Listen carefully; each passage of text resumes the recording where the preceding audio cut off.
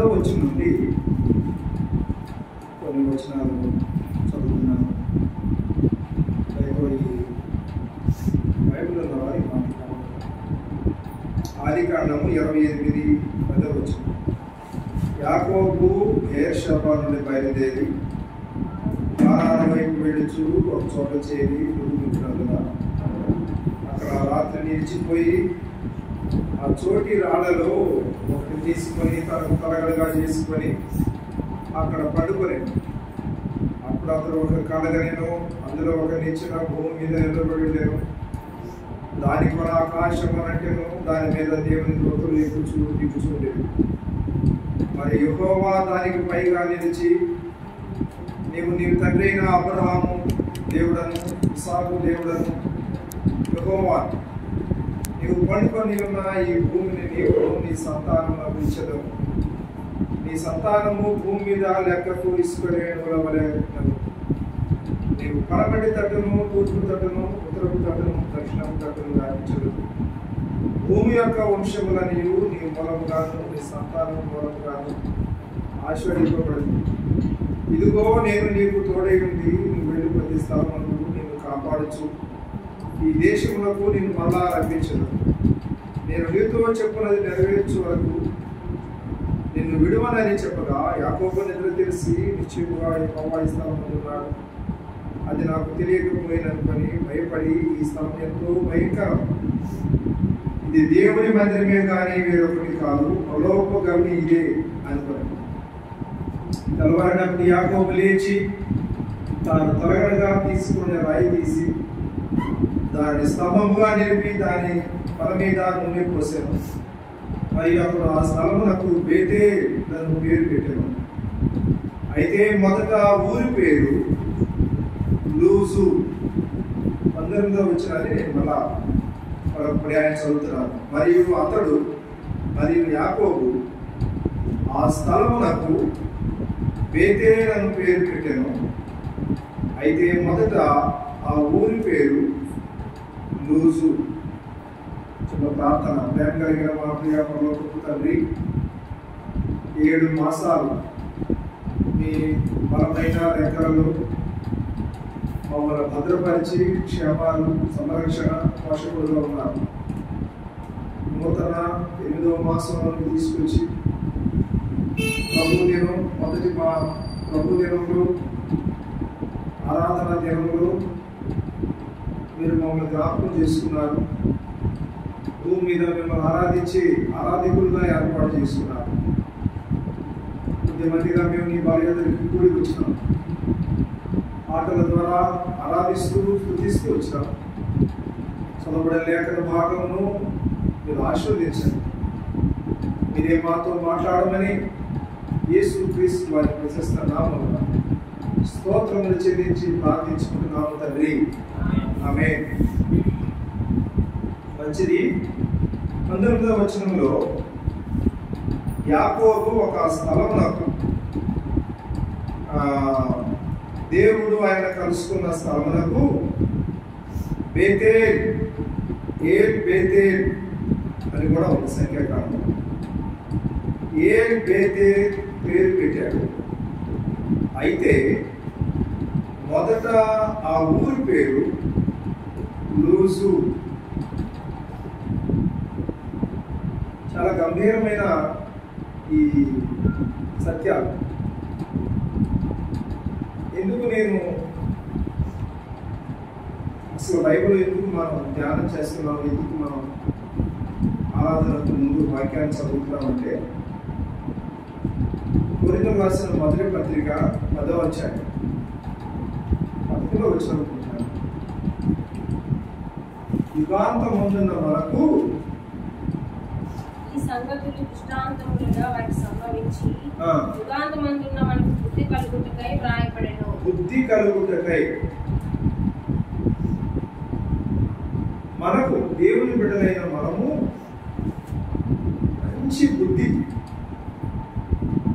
అంటే బుద్ధి అంటే మనసు, మంచి మనసు అంటే మంచి హృదయం. యుగాంతమందున్న మనకు,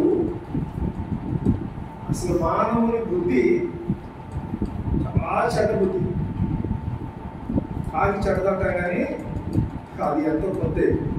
మనిషి బైబిల్ గ్రంథం ప్రకారం బహు చెడ్డవాడు. యెషయా మహా ప్రవక్తలు రాసిన మాటల ప్రకారంగా అధికారులు మొదలుకొని నడినెత్తి వరకు మానవుడికి మాత్రము మంచితనం లేదు. అయితే యేసుక్రీస్తు ప్రభువును నమ్మి మారు మనసు పొందారు.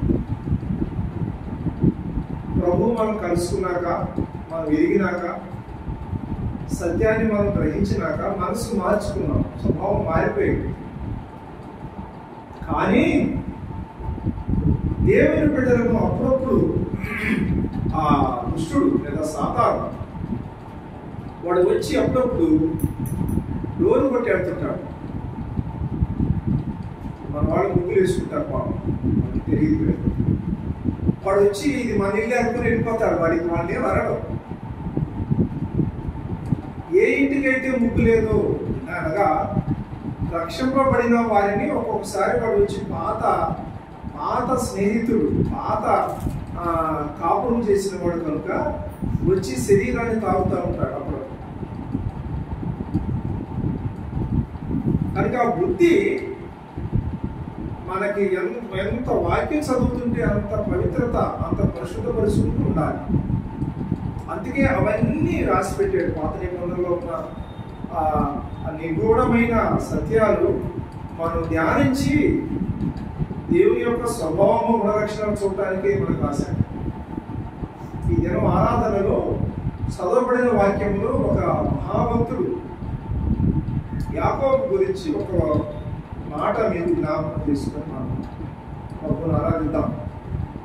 యాకోబు అబ్రహాము దేవుడను, ఇస్సాకు దేవుడను, యాకోబు దేవుడునని దేవదేవుడు భూమి మీద మానవ ప్రపంచానికి పరిచయం చేసుకుంటున్నాడు.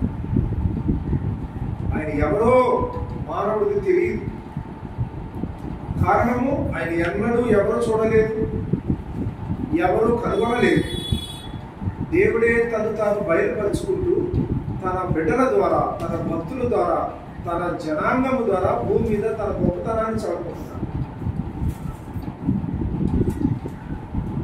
ఇస్సాకు అబ్రహాముకి ఏకైక కుమారుడు కాదు, లేదంటే వాగ్దాన కుమారుడు అంటే సరిపోదు. ఇష్మాయిల్ కూడా ఉన్నాడు కనుక వాగ్దాన కుమారుడు ఇస్సాకు. ఇస్సాకు భార్య రెబ్కా. ఆమె కొంచెం చక్కనిది, మంచి భక్తి పరురాలు. ఏ పురుషుడు ఆమెను ఎరగలేదు అని ఉంది.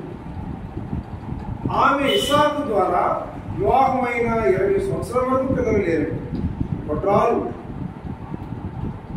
చాలా వేదన పడుతున్నారు, చాలా వేదన పడుతున్నారు. ఎవరైనంతే వివాహమైన తర్వాత బిడ్డలు లేనప్పుడు ఎంతో చెప్పుకోలేకుండా మనసులో కొంచెం నామోషిగా నడుస్తుంటారు. మానసిక మరి అప్పుడు బీపీలు నేర్చుకోవడం నాకు తెలియదు, కానీ మానసిక వేదనలు ఉంటాయి. బాధపడుతున్నప్పుడు ఇస్సాకు వాళ్ళ అమ్మ గురించి చెప్పాడు. మా అమ్మ చాలా 25 సంవత్సరాలు పిల్లలు లేకుండా ఉంది. యెహోవా దేవుడు మా దేవుడు, మన దేవుడు, ఆయన ఇచ్చాడు నన్ను అని చెప్పుకుంటా వస్తే ఆమె కూడా ప్రార్థిస్తూ ఉంది. కానీ దేవుడు ఆమె గర్భాన్ని తెరిచాడు. తెరిచినప్పుడు ఆమె గర్భములో 2 జనపదాలు, ట్విన్స్, సెమీ ట్విన్స్, ఒక ఏక కవలలు ఆ గర్భంలో పెరుగులాడుతున్నారు. ఆ నొప్పి, ఆ పెరుగులాట, ఆ తిరగటం, వాళ్ళు లోపల కుస్తీ పడతాం. ఆమె ఆ నొప్పి భరించలేకపోతాం. ప్రార్థిస్తూ ఉంది. చేతులు ఎత్తి వాళ్ళు ఆనాడు దేవా యెహోవా ఇదిగో నీ వైపే కొండల తట్టే మా చేతులు ఎత్తుతున్నామని ప్రార్థిస్తూ ఉండేవాడు. ఆ కాన్పు సమయం వచ్చినప్పుడు ఆమె ఇస్సాకు మొదట ఈ భూమి మీదకి వచ్చాడు. వెంటనే యాకోబు కూడా దేవుడే అన్నాడు, 2 జనపదాలు, 2 జనాంగాలకి నేను మూల పురుషులని గర్భం నుంచి వస్తున్నాను. వచ్చారు, పెరుగుతున్నారు. యాకోబు 2వ వాడు, చిన్నవాడు. పెద్ద సమయం వ్యత్యాసం కూడా లేదు, కానీ చిన్నవాడు. చక్కని వాడు. వాడు అమ్మ పోలికలు అని బైబిల్ పండితులు చెప్తున్నారు. ఇస్సాకు పోలికలు చక్కటి వాడైనటువంటి ఏశావు అరణ్య పశువులు లేదా అరణ్యములో వేటాడుకుంటూ అట్లా జీవనాన్ని సాగిస్తున్నాడు.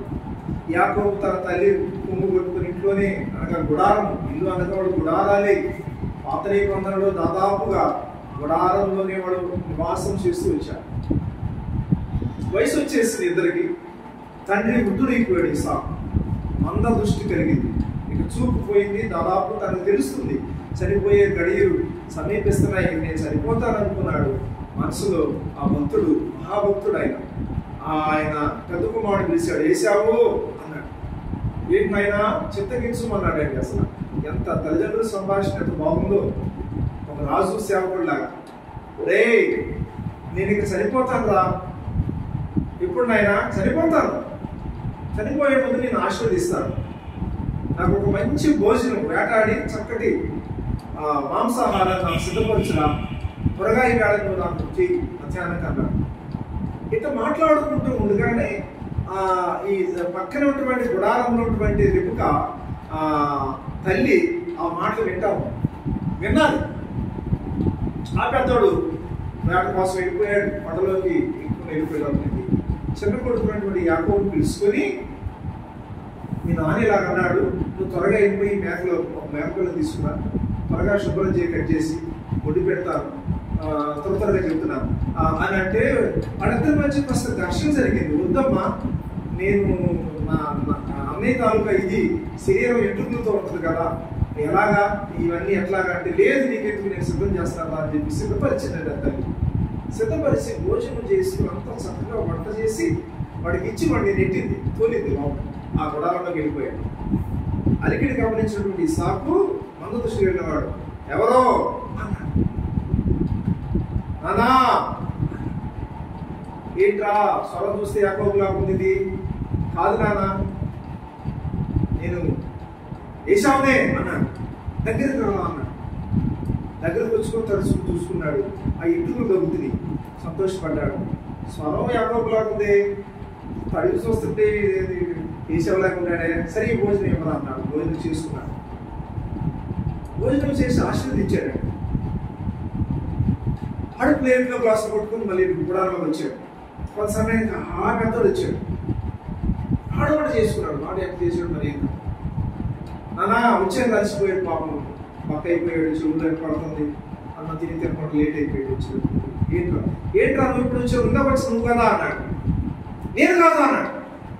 అదే భోజనం తీసుకొచ్చింది ఎవరు? మన తమ్ముడు వాడు యాకోబు గారు. ఆయన వాడిని ఆశీర్వదించారు రా.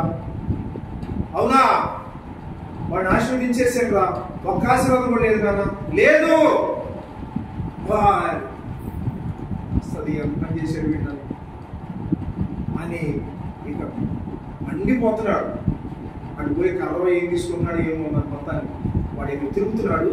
ఈ తల్లి చూసుకుంది, వాడి ఉగ్రరూపం చూసి చంపేస్తాడేమో కోపంలో ఏం చేస్తాడని చిన్నోడి మీద ప్రేమతో అన్నాడు. మళ్ళీ సాటుగా పిలిచి అని నేను చదువుతాడా, నేను రాత్రి అయిపోయేటట్టుకున్నాను, నా మాట నేను ఈ రోటీలు, ఈ కపడా, ఈ ఏదో చట్నీ, ఇది అని ఈ పంచదార పోసుకో, ఈ తిత్తులు తీసుకుని నీళ్ళు ఇటు పడి వెళ్ళిపో, నీ మేనలో ఉంటాడు అక్కడ ఆ ఊరు ఇంటి ఆడు ప్రయాణం కనపడకుండా మెయిన్ రోడ్లో వస్తే హైవేలో దొరుకుతాడుగా.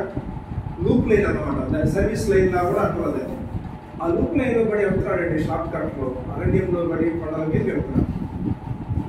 వెళుతుండగా వెనుక చూస్తున్నాడు. భయం ఉంది, లోపల పిరికితనం ఉంది. వాడు ఎప్పుడు అవుతున్నాడో హఠాత్తుగా వచ్చాడు అనుకోండి, గుండె అయిపోయినట్టు కొట్టేస్తాడు, చంపుతాడు. ఎందుకంటే కయ్యను మరి హెబేలు చంపిన సంగతి అక్కడ తెలుసు. అలాగ వెళుతుండగా సూర్యుడు అస్తమయం అయిపోయింది. ఇక చీకటి, కటిక చీకటి ఆయన్ని వెంటాడుతుంది. ఇక భయపడిపోయాడు, ప్రయాణం చేయలేకపోయాడు. ఏం చేస్తాడు? ఆ కొండ మీద చూసుకున్నాడు. ఇక అడుగు ముందుకేయడానికి లేదు. ఇక శబ్దాలు వస్తున్నాయి అరణ్యంలో. అక్కడక్కడ ఎత్తుకున్నాడు. ఆ రాళ్ళు కొంచెం పిలుచులుగా ఉన్నట్టుంది. ఒక రాయి తీసుకున్నాడు. ఆ రాయి తీసుకొని ఆ మూట పెట్టుకొని ఆ తలగడగా పెట్టుకొని అలసిపోయినటువంటి శరీరం మరి అలాగ పడుతున్నాడు. ప్రాణం వెళ్ళిపోయింది.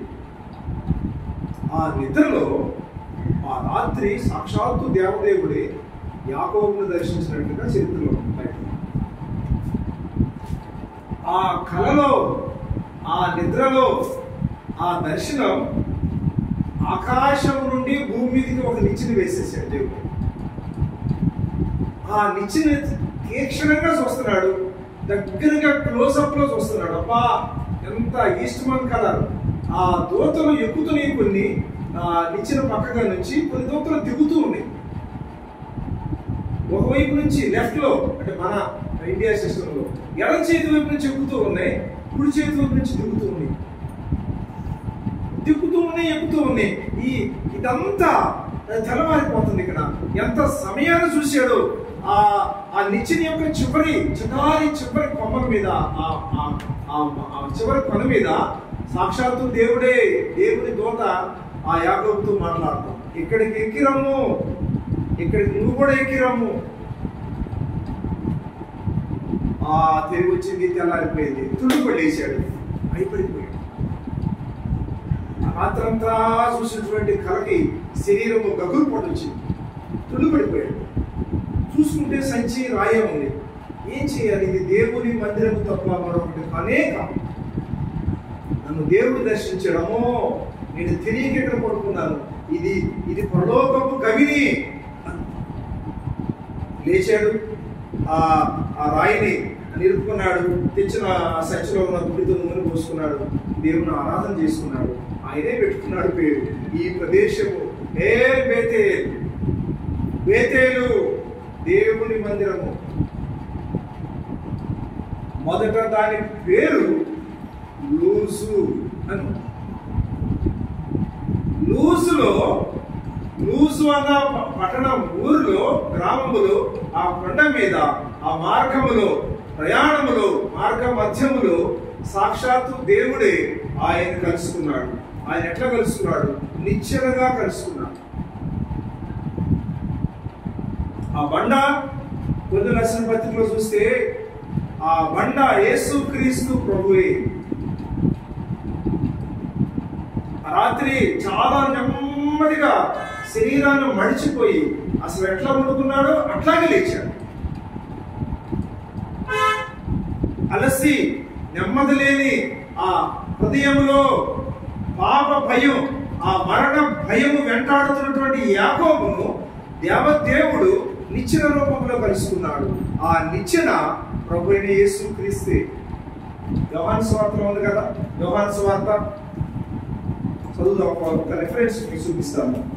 చాలా ఉన్నాయి కానీ అది సమయం కాదు. యోహాను సువార్త 1వ అధ్యాయం 51వ వచనం.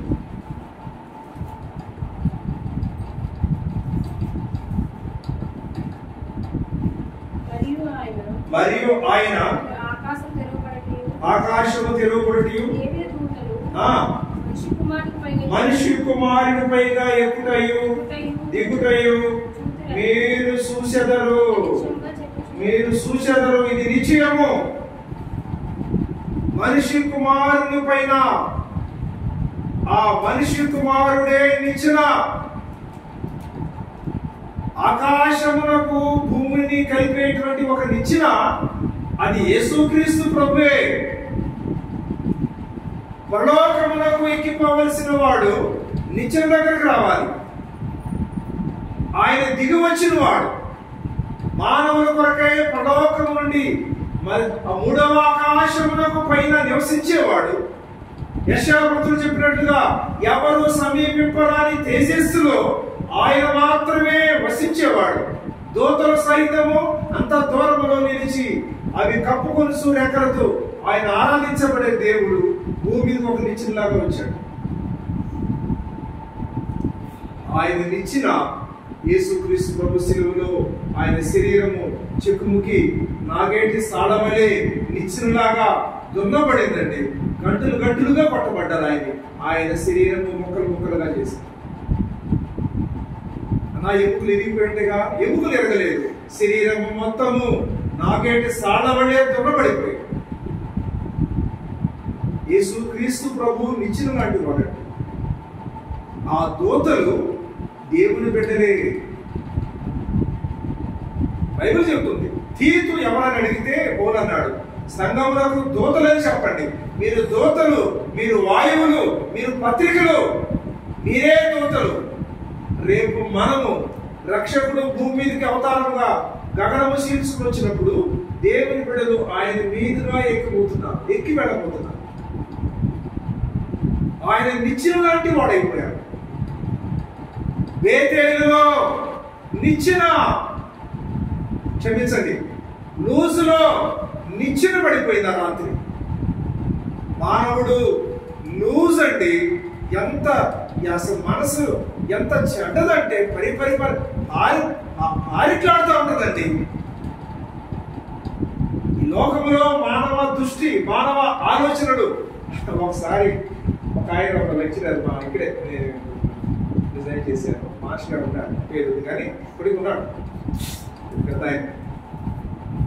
అయ్యి చెప్తా ఉంటాడు ప్రతిసారి. అంటే ఏంటంటే పాదం గారు, నేను అన్నాను సార్, అప్పుడు నిజంగా దేవుడు ఒక ఎర్రబొలు ఇటు ఒక తెల్లబొలు ఇటు పెట్టి పెట్టాలి సార్ మనిషికి. నీకు ఉంటే నాకు ఉంటే బాగుంటుంది అన్న. ఎందుకు అన్నాడు. ఎందుకంటే మనం మాట్లాడుతున్నాం కదా, ఏదైనా తప్పుగా మాట్లాడి తప్పుగా ఆలోచిస్తుంటే ఎర్రబొలు కలగాలి. మంచిగా ఆలోచిస్తున్నాము, మంచి చూపు చూస్తున్నాము అనుకో, తెల్లబొలు కలగాలి. అప్పుడు ఇద్దరం కూర్చున్నాం అనుకో సార్ కాలేజీలో, ఎవరు బొలు పెట్టి తెలిసిపోతుంది సార్ అన్న. అబ్బో మరి ఆలోచిస్తున్నామే అన్నాడు. అలాగ రావాలి సార్ అసలు. కానీ దేవుడు పెట్టడం, ఏది పట్టినా, ఏది చూసినా, ఏది మాట్లాడినా దేవునికి వ్యతిరేకమైన చెడ్డ ఆలోచన, చెడ్డ చూపు. మనిషి మనస్సు లూజు. ఆ లూజులో సాక్షాత్తు పాపము లేని వాడు నిటారుగా వచ్చాడు. నిచ్చెన ఎప్పుడు ఎట్టు ఉండదండి. ఏదో ఎనభై చేస్తున్నారేమో నాకు తెలియదు, కానీ నిచ్చెన తిన్నగా ఉంటది. ఆయనే తిన్నటైన వాడు యోహాను స్వామి. ఆయన మార్గమే తిన్నైన మార్గము, ఏ వంకరతనము ఆయనలో లేదు.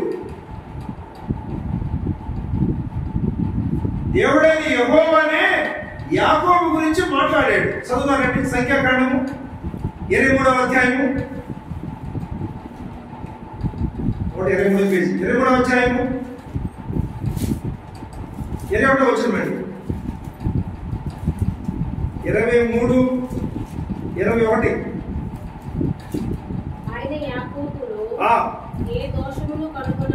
దేవుడు యాకోబులో ఏ దోషమును కనుగొనలేదు. ఇశ్రాయేలీలో ఏ వంకరతనమును చూడలేదు. చాలా బాగుంది. అసలు యాకోబులో, ఇశ్రాయేలీలో ఏ వంకరతనము లేదు. దేవుని బిడ్డలైన మనము మన జీవితంలోనికి, మన హృదయంలోనికి, మన మనస్సులోనికి రక్షకుడు దేవదేవుడు దిగి వచ్చినప్పుడు నిశ్చయంగా మనలో వంకరతనం కనపడకూడదు సుమా. వంకరతనము లేదు, ఉండకూడదు, సరి చేసుకోవాలి. వంకర చూపులు, వంకర మాటలు, వంకర ఆలోచనలు, వంకర నడక, టెంకర నడక, ఉంటే ఒక నడక, లేకపోతే ఒక నడక, ఒక ఆలోచన. ఎంత భయంకరం దేవుని బిడ్డలు విచారం అండి.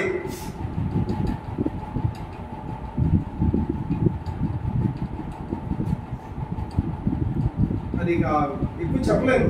వడ్రైన వాడు కార్పెంటర్ తెల్లగా ఉండాలి. మనం ఆ చిన్న గది, ప్రార్థన గది వేసుకుంటే ఇప్పుడంతా ఈ పీవీసీ, యూపీవీసీ తీసుకొచ్చిన పైపులు. ఆడు కూడా అన్నాడు, ఏంటండి మేస్త్రి గారు కొంచెం తక్కువ. ఏంట్రా మేస్త్రి అంటే, కొంచెం ఈ మొత్తం కట్టి లేదు సార్, కొంచెం పొరపాటు అయింది.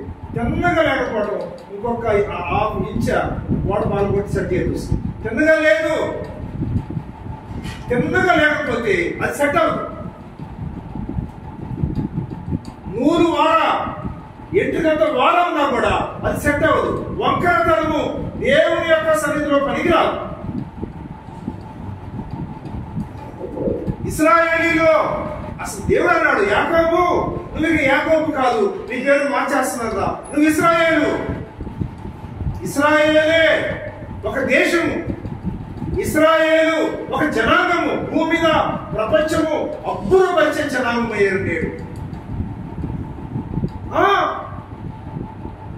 కాళ్ళు ఎత్తి డోస్ మేడ మీద నిలబడి వస్తున్నారు ఆ దేశాన్ని. దేవదేవుడు చేసిన కార్యం చూడండి. వేల సంవత్సరాల క్రితము ఆయన ఇచ్చిన వాగ్దానము నేటి ప్రపంచము ఆశ్చర్యపోతుంది. ఇశ్రాయేలు ఒక్క పురుషుడు ఇశ్రాయేలు ఆయన రక్షించుకున్నాడు. ఆయన జనాంగము దేవుని యొక్క ప్రణాళిక ఆయన సమయంలో ఎలా తీసుకొచ్చాడు. ఏ వక్రతనము లేదు, ఏ దోషము కనబడలేదు. దేవుని బిడ్డలైన మనము యేసుక్రీస్తు రక్తము పడింది మన హృదయంలో అంటే మనలో నిచ్చెన ఉంది, మనలో నిచ్చెన పడిపోయింది. మనం నిచ్చెన సంబంధులమే, మనం తిన్నగా వెళ్ళవలసిన వారమే, మనం వంగిపోవడానికి వీలే. దేవుడు వంగలేదండి, ఆయన నిలబడ్డాడు. యెరూషలేములో శాస్త్రులు పండితుల దగ్గర, శాస్త్రాలు తెలిసిన వారా, ధర్మశాస్త్రంలో నిపుణులైన వాళ్ళ దగ్గర నాలో పాపం కలదని మీరు ఎవరైనా నేరస్థాపన చేయగలరు. పిలాతు ఎదుకు వచ్చాడు, ఆయన పట్టుకొచ్చారు, పిలాతు ఎదురు అప్పగించారు. అనేక మంది అనేక విధాలుగా ఆయన మీద మాట్లాడుతున్నారు. తీర్పరి రోమా చట్ట గవర్నర్ పొంతి పిలాతు ఆ సింహాసనం మీద అధికారం, ఆ తీర్పు పీట మీద కూర్చున్నప్పుడు ఆశ్చర్యపడ్డాడు, ఆలోచిస్తున్నాడు, అవకాశం ఇచ్చాడు. బోధకుడా, అయ్యా వీరిన్ని నేరమే బతుకుతున్నారే, ఏమి నీ సంగతి, అవునా కాదా? సింపుల్ క్వశ్చన్ అండి. True or false? నువ్వు అవునంటే అవునని చెప్పయ్యా, కాదంటే కాదని చెప్పుకో, నీకు అవకాశం ఉంది.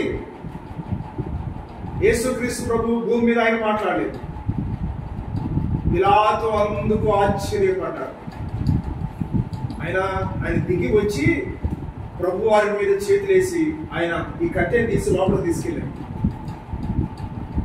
నాతో మాట్లాడదా? దీన్ని విడిపించడానికి, శిక్షించడానికి నాకు అధికారం ఉందన్నాడు. పిలాతు ప్రభు అన్నాడు, పై నుండి నీకు ఇస్తే తమ అధికారం ఇచ్చి నువ్వు విధులు రాసినా చెప్పు. ఎస్ అని అనలేదండి ప్రభు అక్కడ. ఇవన్నంటే నేను వీడు చెప్పినట్టుగా పాపము చేయలేదు అంటే శిక్ష వేయకపోతే ప్రపంచం బైబుల్ ఆయన ప్రణాళిక తారుమారైపోదు.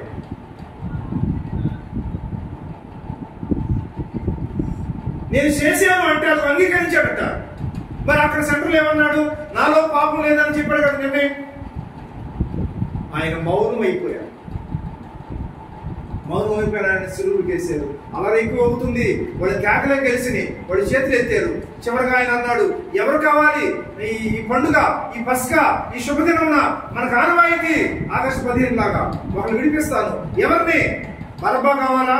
పేరు మోసిన ఖైదీ ఉన్నాడు చాలా దీర్ఘకాలం నుంచి. యేసు కావాలా? మాకు బరబ్బానే, యేసు వద్దు. మరి ఏం చేయమంటారు? సిలువేయండి.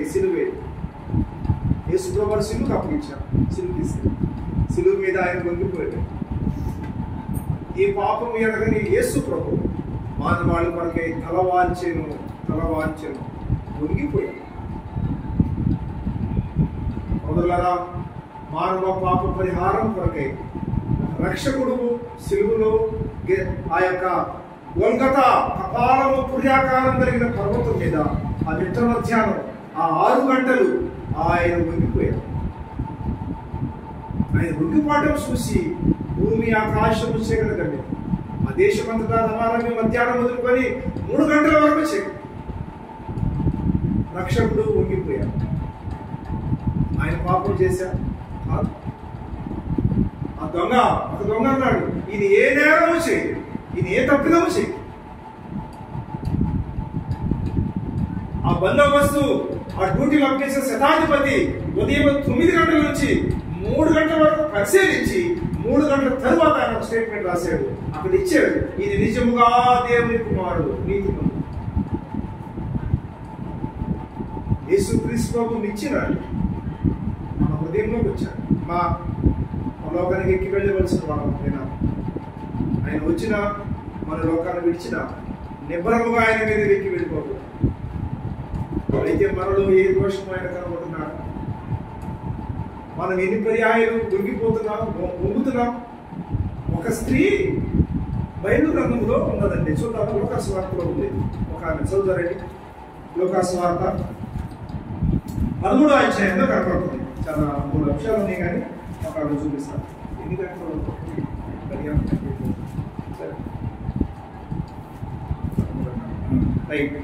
లోకాసు వార్త 13వ అధ్యాయం 11వ వచనంలో ఒక ఆమె ఆ దేవుని యెరూషలేము యొక్క దేవుని మందిరంలో 18 ఏళ్ల నుండి వస్తుంది. వారాలను 18 సంవత్సరాల నుంచి ఆరాధనకు వస్తుంది. మొదటి బెంచీలోనే, మొదటి టేబుల్లోనే, ఆ పొడవాటి చైర్లో చక్కగా కూర్చుంటుంది. కానీ ఆమె ఎంత మాత్రము చక్కగా నిలువబడలేక 18 ఏళ్ల నుండి బలహీనపరచు దెయ్యము పట్టిన ఒక స్త్రీ అచ్చట ఉండెను. ఆమె నడుము వంగిపోయి ఎంత మాత్రం చక్కగా నిలబడలేదు. ఆమె శరీరంలో ఏ బలహీనత అంట? నడుము వంగిపోయింది. నీకు అర్థమయ్యే భాషలో ఆమె కిందే వస్తుంది. నీకు ఏమాత్రం నీ ముఖం చూడాలంటే ఆమె నడుముని చాలా చాలా బలం కూడగట్టుకుని లేచి నీ ముఖం చూడాలి. దేవుణ్ణి, ఆకాశమును తల ఎత్తి చూడలేని పరిస్థితిలో ఉండిపోయింది. అక్కడ 18 సంవత్సరాలు ఉంది, దీర్ఘకాలం. నడుము వంగిపోయిందండి. బలహీన పరిస్థితి. ఆ దురాత్మ ఆమె ఎక్కడ పట్టుకోవాలో వాడికి బాగుగా తెలుసు. ఎక్కడ బలహీన పడతామో వాడికి తెలుసండి. సాతాను గడికి ఎలాగంటారా, సంత రోజు ఒకరోజు మట్టి కొండ పొందామని కొండది ఏంటండి, ఒక ఇది ఆయన ఏం చెప్తారంటే, సార్ ఇది వద్దు సార్, ఇది కావాలి సార్, ఇది కూడా వద్దు సార్. ఆ కుమ్మరి, ఆ వ్యాపారి దాన్ని కొట్టి ఎందుకు వద్దానంటే అదే కావాలన్నా నేను సరదా సార్, ఇది నీరు పోస్తే ఉండదు సార్, ఎక్కడో కొంచెం ఉంది, మరి మీ ఎక్కడ తీసుకొస్తాను. దేవుడికి సాతాను కూడా బాగా తెలుసు ఎవరిని ఎలాగా దేవుని బిడ్డల్ని వీక్ చేయాలో, బలహీనపరచాలో, దేవుడికి మైపు లేకుండా చేయాలో వాడు బాగా తెలుసు. ఆమె నడుము వంగిపోయింది. యెరూషలేము ఆలయములో దేవుడి సింహాసనం మీద, ఆ పులిపీఠం మీద ఆయన వాక్యము చదువుతూ, గ్రంథము ఆయన చేతికి ఇవ్వబడినప్పుడు, ఆయన ప్రేమ చదువుతూ ఉన్నప్పుడు ఆమె మీద ఆమె దృష్టి పెట్టాడు. ఆమెను ప్రేమించాడు, ఆమె కనికరించాడు, ఆమెను పిలిచాడు, ఆమె మీద చేతులు ఇచ్చాడు, ఆమె స్వస్థపరిచాడు. ఆమె సరిగా నిలబడి దేవుని మహిమపరిచాను అను. ఏం బాగైంది దానికి? నడుము. అందుకని ఎఫెసీయులకు రాసిన పత్రిక ఒక మాట ఉన్నాం, చదువుతారా? లోకాసు వార్త చూద్దారండి. లోక 12 పై అధ్యాయం ముందు పేసి చెప్పండి. లోక 12:35. లోక భక్తులు రాసిన సువార్త, ఈ నడుములు కట్టుకొని చాలు. నడుము వంగిపోయింది ఆమెకి. నడుము బలహీనమైంది, బలం లేదు, స్ట్రెంత్ లేదు, వంగిపోయింది.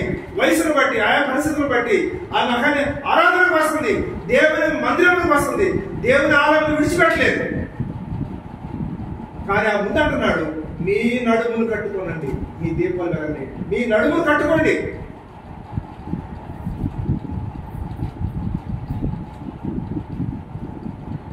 నేను ఎన్సీసీలో ఉన్నప్పుడు అటెన్షన్ చెప్పుడు ఒక ఆయన వెనక వస్తాడు, ఆఫీస్ చేయబెడతాడు ఈ వెనక. ఏంటయ్యా స్ట్రైట్ ఉండవు.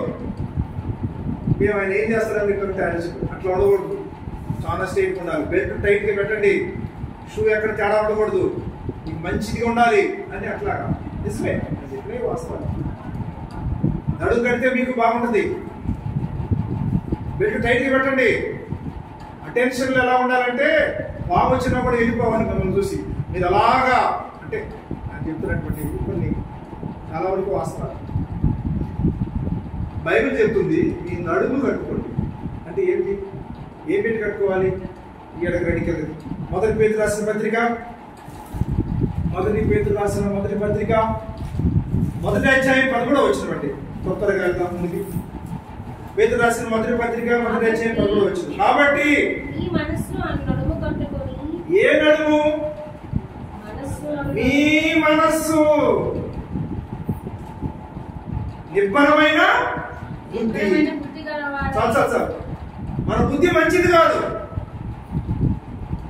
బైబిల్ చెప్తుంది కుక్క బుద్ధి. పాట ఉంది కదండి, పంది వలె పొర్లిన నన్ను, లేదా ఆరాధనలో కుక్క వలె తిరిగిన మరణం.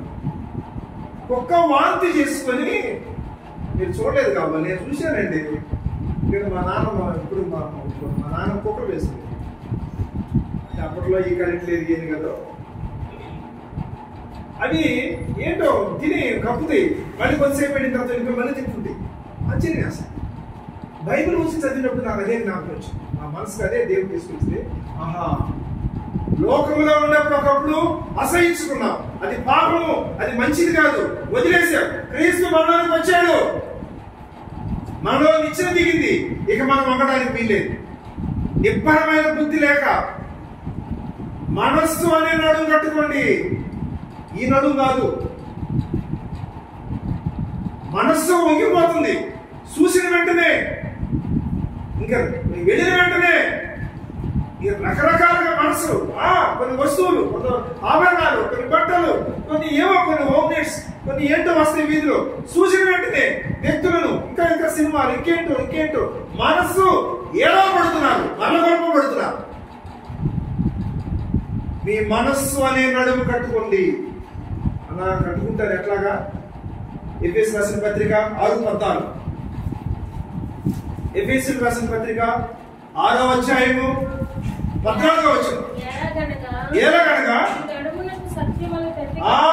మీ మనస్సుకు సత్యమును తట్టి కట్టుకొని, నీతి అని మహిమరు వాక్యమును మీ మనసులో ఉంచండి. సారాంశం అదండి బైబిల్. మీకు అర్థమవ్వాలని చెప్తున్నాను, ఏమనుకోండి. మీ మనస్సుని నడుము కట్టుకోండి సత్యముతో. అంటే ఏంటి? మీ మనస్సులో దేవుని వాక్యము నిలవనేయండి. దేవుని వాక్యము నివాసించాలి. దేవుని వాక్యములకు స్థానం ఇవ్వండి. మీరు వంగరు. రాడ్ పెయింటింగ్ వాళ్ళు ఇంటికి చేస్తారండి, అక్కడ బట్టి చేస్తారు. ఏదో నాకు కూడా తెలుసు. కొన్ని రాడ్లు 6 నుంచి 20 mm దాకా ఉంటాయి. కొన్ని రాడ్లు కొన్ని దీనికి వంగవు. అరే దీనా అది తీసుకురా అంటాడు. పెద్ద తీసుకొస్తే అంత పెద్ద రాడ్ అయినా ఆ ఎనప గజం సులువుగా బెండి వచ్చేస్తాం. సాతాను అలాంటి టూల్స్ ఉపయోగిస్తాడండి. నేను అంశాలు 2-3 ఉన్నాయి. కానీ న్యాయాధిపతుల్లో ఒక న్యాయాధిపతి ఉన్నాడు, సంసోను అని. ఏ మైటీ మ్యాన్.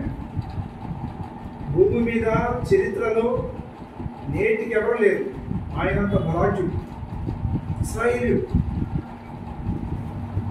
అబ్బో, ఇప్పుడు వీడు వెంకటేశ్వర వీడు ఇవాడు ఆయన ఉన్నాడు. వీడు కాదండి, వీడంతా జూనియర్లు. చదివితే గుండె పగిలిపోతుంది. ఎంత బలాఢ్యుడో. ఒక దేవునికి వ్యతిరేకమైన ప్రయాణం చేస్తున్నాడు. వెళ్ళకూడని ప్రదేశంలోకి వెళుతున్నాడు. దేవుడు హెచ్చరిస్తున్నాడు. ఆ అరణ్యములో, ఆ మార్గంలో హఠాత్తుగా ఆయన మీదకు సింహం వచ్చింది. కొదమ సింహము అక్కడ ఉంది. ఒక మేక పిల్లని చీల్చినట్లుగా ఒక వ్యక్తి ఆదివారం ఆ సెంటర్లో ఆ మటను మేక పిల్లని చీల్చినట్లుగా పై దవడ క్రింది దవడని చీల్చి వేశాడు సంసోను. ఎంత గుండె, ఎంత బలము, ఎంత నిబ్బరము, ఎంత బలము. ఆ సంసోను కొంతకాలం తరువాత దెలీలా అనేటువంటి స్త్రీ మాటలోకి పడిపోయాడు, వాలిపోయాడు, పూర్తిగా వెళ్ళిపోయాడు. ఆమె తొడ మీదకి వెళ్ళిపోయాడు. ఎంత అవమానం అండి! ఇశ్రాయేలుకి ఎంత అవమానం అండి! చాప కానీ కడుపు రెండు పీకేసాడు.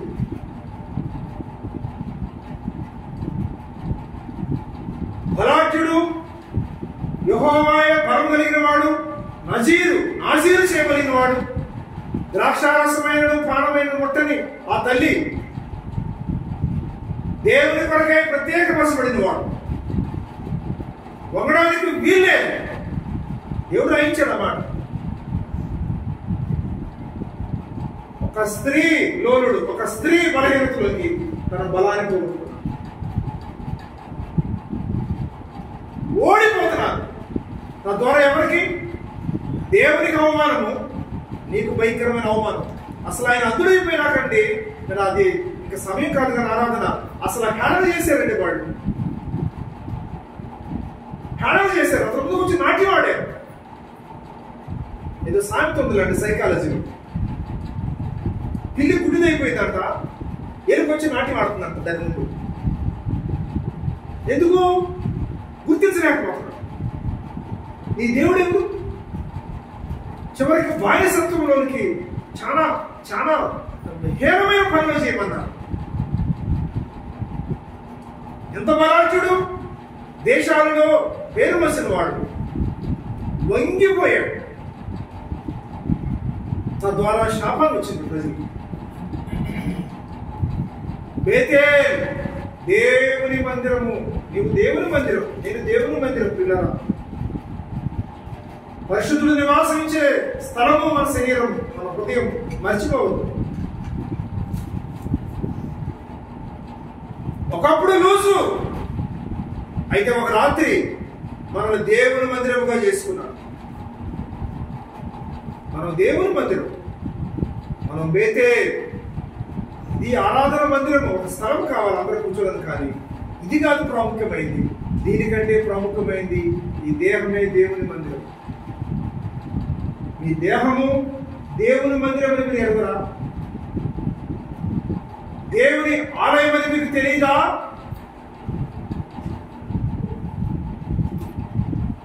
చాలా విచారకరం అండి. నేను ముగింపు చేస్తాను, ఆరాధన చేద్దాం. మేము పేదవాళ్ళం, చాలా పేదవాళ్ళం. మా చిన్నప్పుడు మా 5 అక్కలు, మా చిన్నాయనవాడికి మాకంటే కొద్దిగా మా చిన్నాయనవాడి ఇల్లు ఎలా ఉండేదంటే అన్ని తడికిలు, ఏదో కర్రపులు కుక్కలు ఉండేవి. చెప్పాక మీకు నిన్న మేము వాడు బాధించే కుక్క లోపలికి వెళ్ళేది. అన్నం ఎత్తులో ఉండేది కదా, కింద పెడితే గొప్ప తినేసేది. మేము కర్ర తీసి కొడదాన్ని ఇంట్లోకి వెళ్తే అదే చేసేది. ఇటుకుండా ఆ కర్రలో కూడా దొరికింది కాదు. అంటే ఇల్లు అంటే ఎటైనా వెళ్ళిపోవచ్చు, ఎటైనా రావచ్చు. నీ ఇంటిలోనికి సాతాను ఎటైనా వస్తున్నాడు, ఎటైనా వెళ్ళిపోతున్నాడు. బందోబస్తు లేకపోతే, గోడలు సరైనవి కాకపోతే అన్ని జంతువులు వస్తాయి. రవి ప్రసాద హృదయం అని ఒక అప్పట్లో మరి తెలియదు, ఒక కరపత్రిక ఉండేది. అన్నీ ఉన్నాయి ఆ మనసులో, అంటే ఆ గుండెలో, హృదయంలో, గబ్బిలో, ఇంకేంటేంటియో చెడ్డ జంతువులన్నీ.